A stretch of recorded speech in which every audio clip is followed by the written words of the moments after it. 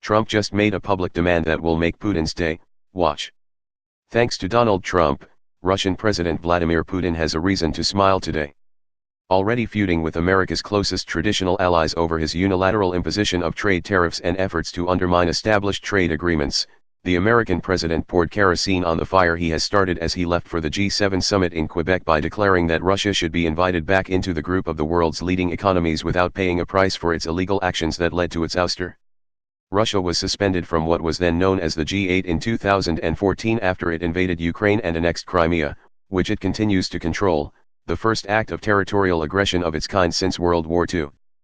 Putin earlier this week said there are no conditions that will lead Russia to leave Crimea, and there can never be, he told Austria's ORF Broadcasting Corp, according to CNN.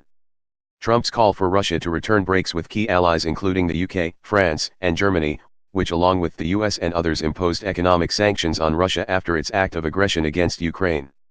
Since then, Russia has been accused of many other hostile and illegal acts including interfering in elections in Europe and the US, something Trump has never acknowledged despite overwhelming evidence of Russia's improper actions presented to him by US intelligence agencies.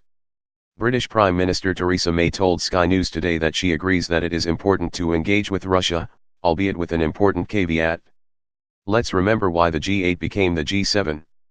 And before discussions could begin on any of this, we would have to ensure Russia is amending its ways and taking a different path, she said. Since Russia was expelled, its behavior has only gotten worse, a European diplomat told CNN.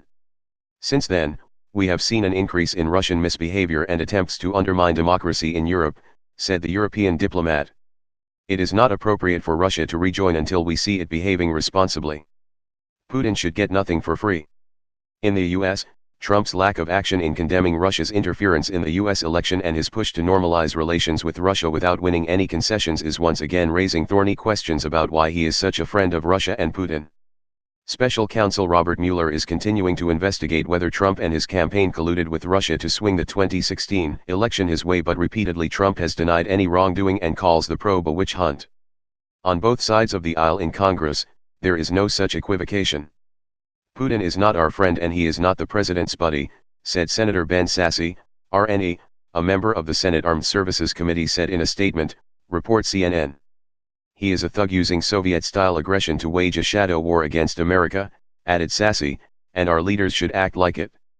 Senate Minority Leader Chuck Schumer was even harsher in his assessment. He said Trump was turning U.S. foreign policy into an international joke, doing lasting damage to our country. We need the president to be able to distinguish between our allies and adversaries, and to treat each accordingly, Schumer said. On issue after issue, he's failed to do that. Senator John McCain, RAZ, also spoke out against Trump's suggestion, reports The Washington Post, saying in a statement, Vladimir Putin chose to make Russia unworthy of membership in the G8 by invading Ukraine and annexing Crimea. Nothing he has done since then has changed that most obvious fact. Trump has said he will have a take-it-or-leave-it stance on trade negotiations and is willing to walk away from major agreements, including NAFTA, which continues a disturbing pattern. In the past several months, reports The Washington Post, Trump has pushed to completely overturn many of the post-World War II institutions put in place to strengthen global ties. These tensions have created immense strain ahead of the summit in Canada, with top leaders questioning if they are in the midst of a transformational disruption brought on by the United States.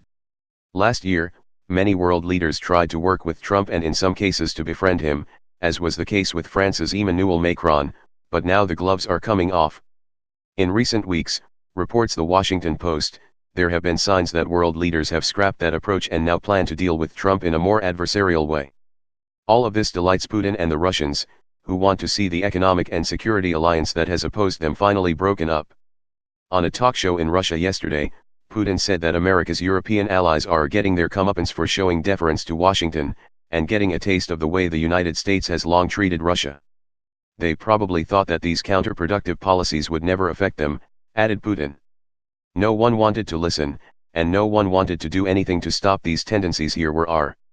Trump plans to leave the G7 on Saturday morning, which means he will not participate in discussions on climate change, after already pulling the US out of the Paris Agreement. Now Trump is undermining the economic relationship and threatening the security arrangements that have assured that democracies will stand together against threats from Russia or anyone else. Trump is a disaster for America, but that may be exactly what he and his pal Putin have in mind.